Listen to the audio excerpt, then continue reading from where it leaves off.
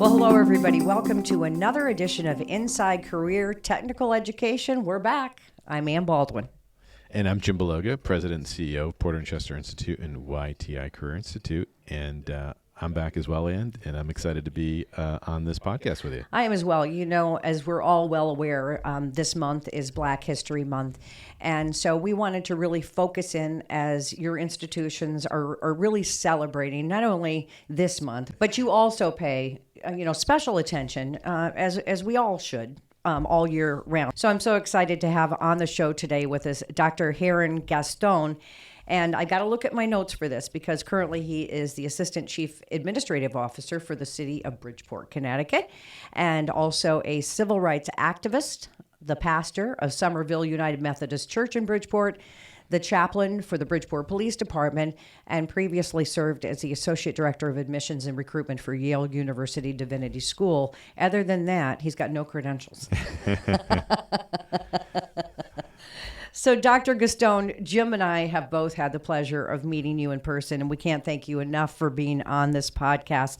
And you were down there for the grand opening of the new Bridgeport location, and I just thought that some of your observations and some of your comments that you made that day really are important to repeat on this particular podcast. So why don't we start there? Absolutely. We are fortunate and incredibly blessed to have Port and Chester right here in the epicenter of our state, the city of Bridgeport, where the needs are just so astronomical. And your institution is going to help be the driving force and the economic engine that's going to help to revitalize our community, not just from a fiscal perspective, but the social impact that you're going to be able to make by helping to create and curate opportunities for folks who may not necessarily be interested in traditional education or pursuing higher education, but looking into the trades and getting themselves into the workforce and helping to drive the economic engine, not just of our city, but can have an impact across our state. Yeah, no, I really enjoyed our time when we had our grand opening, and I loved touring you through our facility. And I remember you commenting on, you were surprised at, at our industry modeled labs and how real world they were. And and I think that one of the things we take great pride in is that again, we work with local employers in terms of designing our curriculum. We also work with them in designing our industry modeled labs. And I would say that pursuing a technical education is really a very viable path for our youth today, and especially for students who want to build stuff or sort of accomplish stuff each and every day, tangible things and intangible things, because again it goes to, these vocations go to being essential careers that help drive our economy every day. Mm-hmm.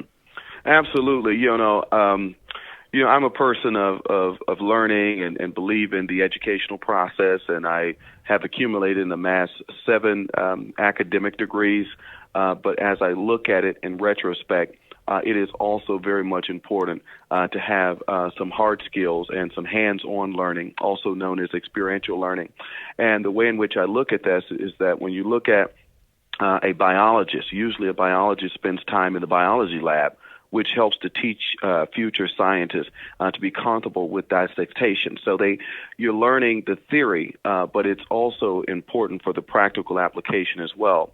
So some of the stuff that I see that's being offered through Port and Chester is the opportunity for folks to come there and learn how to work on a vehicle in the shop and gain experience that helps future mechanics understand the nuances of an engine with not just their eyes and ears from a theoretical perspective, but also using their actual hands for the training and being able to really make an impact. I mean, there are so many jobs out there that I wish that I was able to do, and though I may have the sophistication, I can learn about how to do it on YouTube.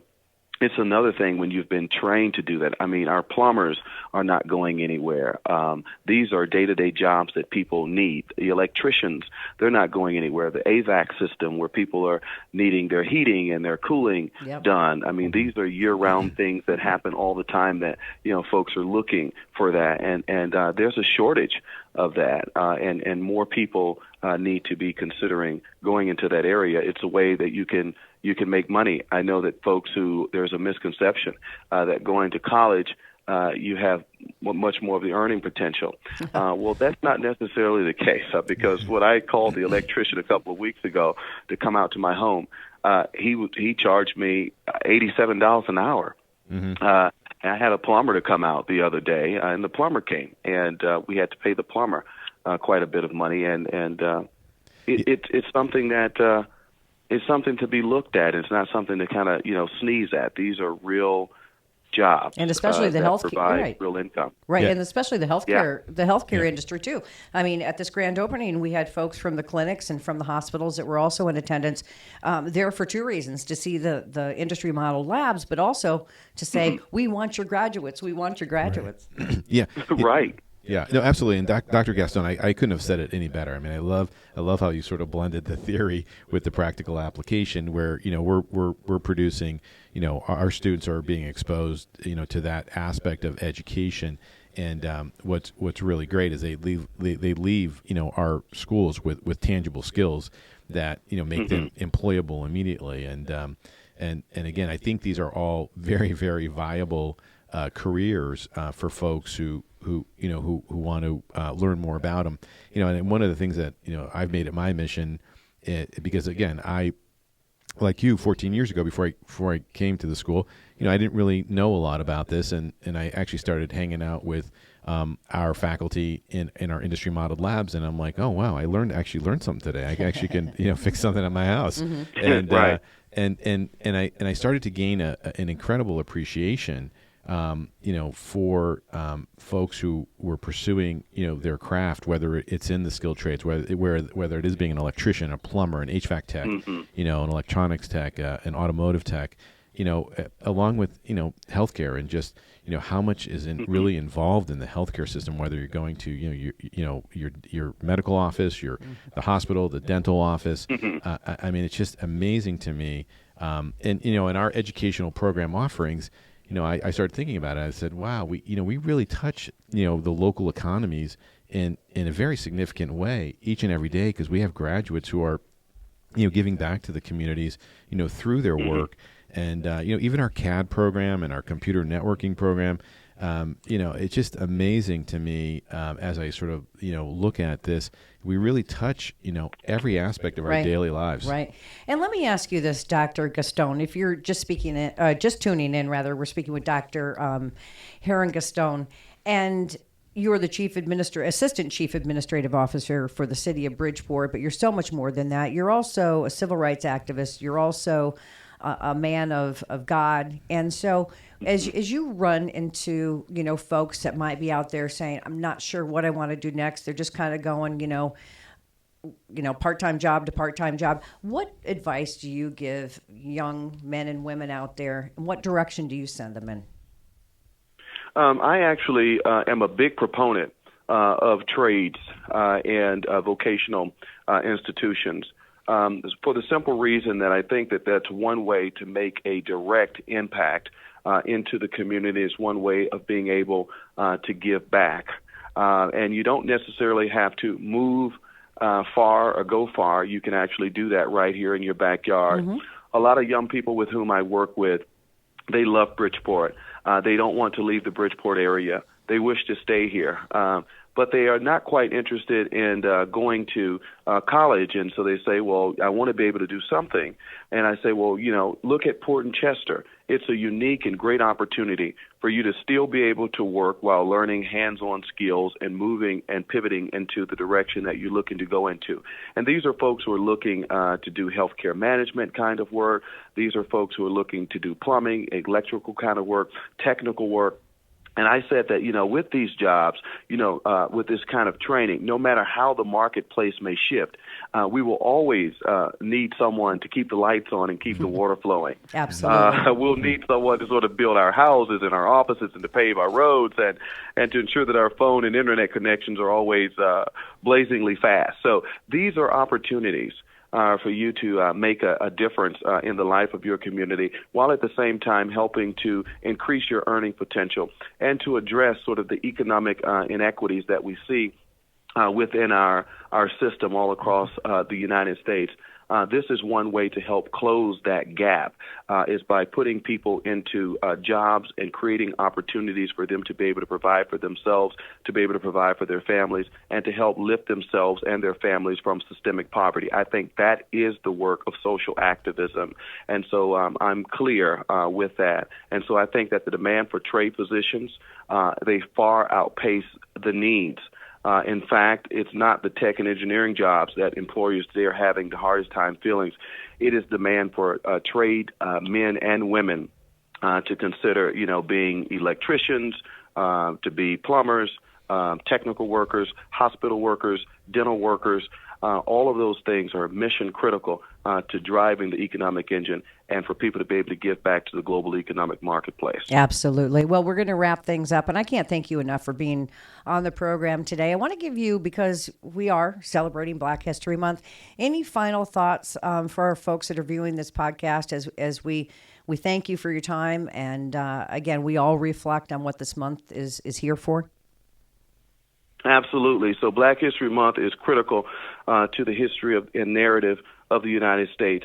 I would dare to say that Black history is, in fact, American history. It is deeply entrenched in who we are, and the importance of Black history is to realize that none of us have gotten to where we are solely about what we've done, but somebody had to bend down and pick us up and create new opportunities for all of us. And that the social impact of this community, with white and black, pink, yellow, and red coming together to make America a wonderful symphony where we can be of diverse talents, and that America is not a melting pot, but it is a salad bowl, and each of us have our own special ingredients by which we are able to contribute to that salad. That is the diversity of the United States of America, and I'm happy to be an African American in this country, helping every single day to be on the front lines to make us as inclusive as our founding fathers wanted us to be. Wow.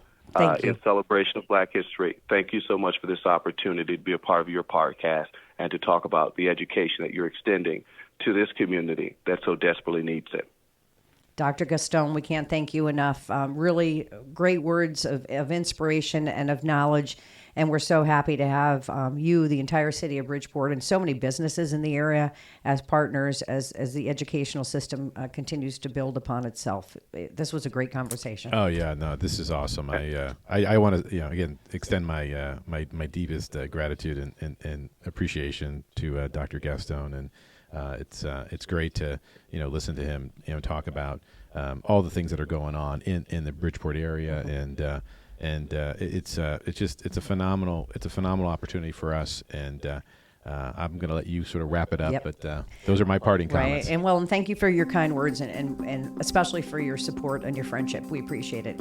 All right, so thanks to all of you. We hope you enjoyed this podcast as much as we did. And for more information on any of the programs that are offered at Porter and Chester Institute, we really encourage you to go to the website porterchester.edu. That's porterchester.edu.